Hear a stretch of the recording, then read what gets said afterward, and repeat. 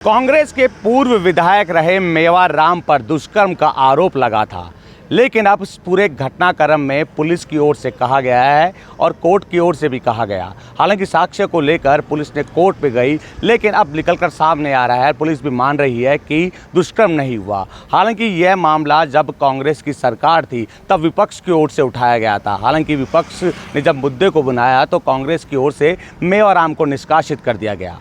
अब बात हम इसलिए भी कर रहे हैं क्योंकि लोकसभा चुनाव पास में है और जिस तरह मेवाराम का मुद्दा एक बार फिर सुर्खियों में उठ चुका।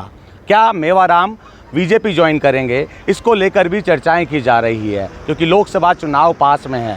हालांकि बीजेपी की ओर से कैलाश चौधरी को मैदान में उतार दिया गया है, लेकिन एक तस्वीर ऐसी भी वायरल हो रही है जिस पर चर्चा शुरू हो गई है। दरअसल हेमाराम चौधरी और रविंद्र भाटी की तस्वीर वायरल हो रही है। यह रविंद्र भाटी वही हैं जिन्होंने एक हुंकार भरी थी विधानसभा चुनाव से पहले और बीजेपी की सदस्यता ग्रहण की थी।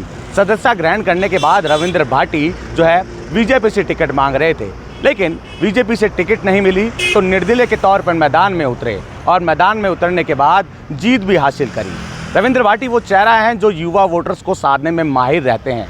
अब इस तस्वीर के अलग अलग मायने निकाले जा रहे हैं। एक तरफ मेवाराम का जिस तरह का फैसला आया उस पर चर्चाएं ये शुरू होती है कि मेवाराम क्या बीजेपी ज्वाइन करेंगे, या फिर रविंद्र भाटी की जो तस्वीर वायरल हुई उससे चर्चा चल रही है क्या रविंद्र भाटी जो है कांग्रेस के पक्ष में प्रचार प्रसार जो है करेंगे। हालांकि अलग अलग मायने तो निकाले जा रहे हैं, लेकिन अभी तक स्थिति साफ इसलिए भी नहीं हो पाई है क्योंकि कांग्रेस की ओर से पहली लिस्ट जारी नहीं हुई है। मेवाराम का जिक्र हम इसलिए भी कर रहे हैं क्योंकि मेवाराम कांग्रेस में कद्दावर नेता भी रहे थे, पूर्व विधायक भी रहे, लेकिन जिस तरह दुष्कर्म का मामला सामने आया पार्टी ने उन्हें निष्कासित कर दिया। लेकिन बाड़मेर लोकसभा सीट पर उनका दबदबा काफ़ी देखने को मिलता है। तो ऐसे में अगर जिस तरह चर्चा चल रही है वो बीजेपी का दामन थामते हैं तो कैलाश चौधरी को मजबूती मिल सकती है। रविंद्र भाटी के मामले में भी रविंद्र भाटी पहले भी कह चुके हैं कि पार्टियां संपर्क कर रही है, लेकिन किस पार्टी के साथ उनको जाना है वो जल्द ही डिसाइड करेंगे कि जाना है कि नहीं जाना है। लेकिन यूँ कह सकते हैं कि बाड़मेर सीट पर दोनों ही कद्दावर नेता मेवाराम जो जिनको राजनीति का काफ़ी अच्छा अनुभव, रविंद्र भाटी युवा चेहरे, युवा वोटर्स को साधने में माहिर, दोनों की अलग अलग तस्वीरें, अलग अलग चर्चाएँ देखने को मिलती हैं। रविंद्र भाटी की फ़ोटो हेमाराम चौधरी के साथ वायरल होती है तो चर्चाएं शुरू हो जाती है। और लोकसभा चुनाव से पहले जैसे ही मेवाराम के मामले में एक बार फिर आग जली, यूँ कहें कि आग जली और आग जलने के बाद चर्चाएं शुरू हो गई।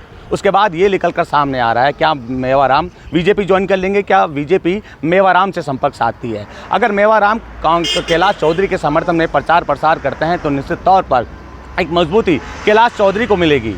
वहीं रविंद्र भाटी अगर बीजेपी कांग्रेस के प्रत्याशी के समर्थन में प्रचार प्रसार करते हैं तो कांग्रेस को भी मजबूती मिलेगी।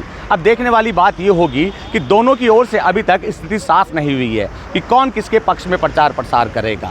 हालांकि माना ये जा रहा है कि लोकसभा चुनाव में जब प्रत्याशियों का जो ऐलान हो जाएगा कांग्रेस और बीजेपी की तरफ से, तब यही दोनों अपनी स्थिति साफ कर देंगे। हालांकि मेवाराम को एक ठीस भी है क्योंकि वो कांग्रेस में रहकर लगातार कांग्रेस पार्टी के लिए प्रचार प्रसार कर रहे थे, कांग्रेस की रीति नीतियों का बखान भी कर रहे थे, लेकिन जब उन पर आरोप लगे तो कांग्रेस ने ही उन्हें निष्कासित कर दिया।